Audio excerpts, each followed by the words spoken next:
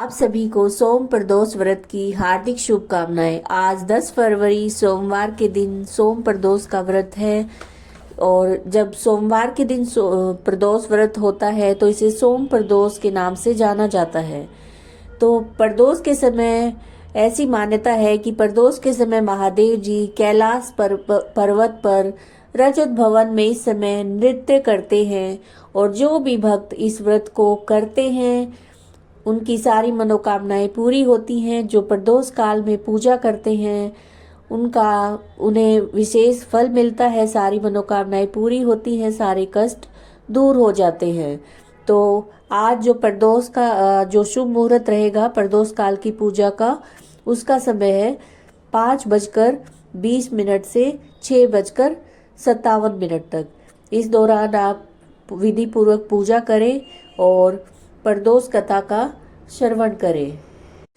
प्राचीन समय की बात है, एक ब्राह्मणी अपने पति की मृत्यु के बाद निराश्रित होकर भिक्षा मांगने लग गई। वह प्रातः होते ही अपने पुत्र को साथ लेकर घर से बाहर चली जाती और संध्या होने पर ही वापस लौटती।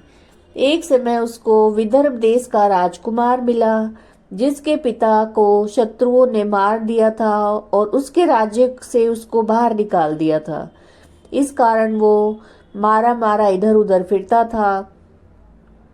ब्राह्मणी उसे अपने घर ले आई और उसका पालन पोषण करने लगी। एक दिन उन दोनों बालकों ने वन में खेलते हुए गंधर्व कन्याओं को देखा। ब्राह्मण का बालक तो अपने घर आ गया, लेकिन राजकुमार नहीं आया, क्योंकि वो अंशुमति नाम की गंधर्व कन्या से बातें करने लगा।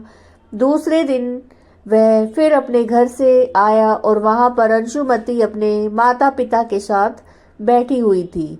उधर ब्राह्मणी ऋषियों की आज्ञा से प्रदोष का व्रत करती थी।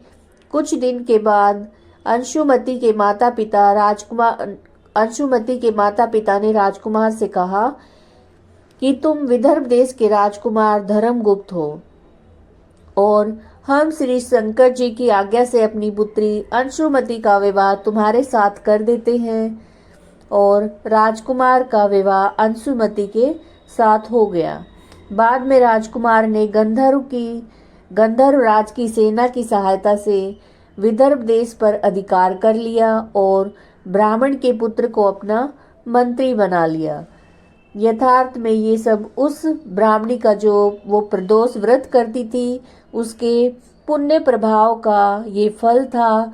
बस उसी समय से ये व्रत संसार में प्रतिष्ठित हुआ और सोमवार के दिन पढ़ने की वजह से इसका महत्व और भी ज़्यादा बढ़ जाता है। तो जो भी भक्त सोम प्रदोष व्रत यानी प्रदोष व्रत को धारण करते हैं, विधि पूर्वक पूजा पाठ करते हैं, सच्चे मन से भगवान से प्रार्थना करते हैं, भगवान भोलेनाथ उनकी मनोकामनाएं अवश्य पूरी करते हैं। हर हर महादेव।